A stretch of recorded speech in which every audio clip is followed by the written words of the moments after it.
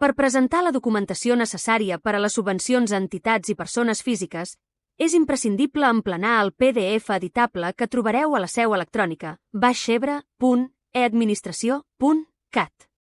Començarem omplint les dades de l'activitat subvencionada i, a continuació, les dades del beneficiari, ja sigui una persona física o una entitat.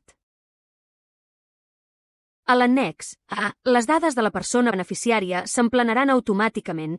Al punt número 2, s'haurà de fer una descripció detallada de les activitats realitzades pels participants per tal d'entendre què s'hi ha fet. Posteriorment, es definiran els resultats obtinguts i es destacarà si hi ha hagut algun tipus d'entrebanc a destacar en la petició.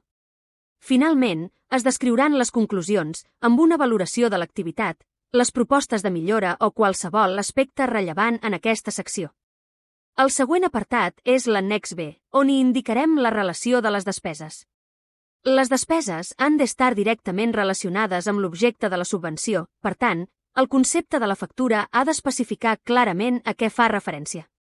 El percentatge imputat de la factura es refereix a la part de l'import que s'assigna a la subvenció, que pot ser, per exemple, del 50% o del 100%.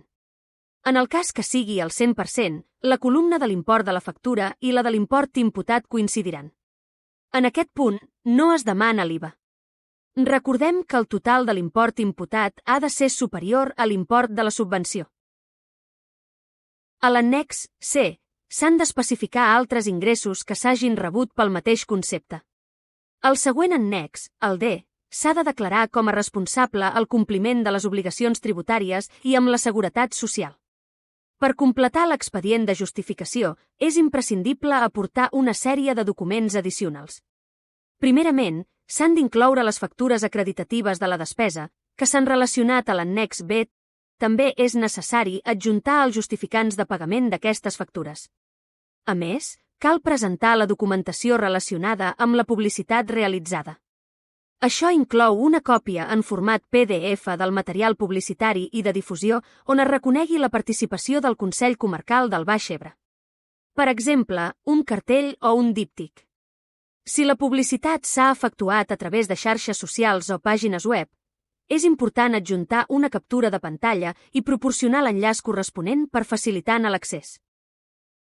Per tal d'acreditar correctament la realització del pagament, es recomana utilitzar la transferència o la domiciliació bancària per cobrir les despeses. En cas que la factura es pagui en efectiu, caldrà aportar un rebut que demostri que s'ha satisfet l'import a l'emissor, indicant l'identificador de la factura corresponent, la data de pagament i el segell de l'empresa confirmant la recepció del pagament. No s'acceptarà cap altra tipologia de documentació que no sigui la descrita anteriorment. Un cop completat el procés, s'ha de presentar a la seu electrònica del Consell Comarcal del Baix Ebre tota la documentació al tràmit específic habilitat. S'hi haurà d'incloure l'expedient de justificació emplenat i signat, una còpia de les factures acreditatives de la despesa, els justificants de pagament de les factures i una còpia de la publicitat realitzada.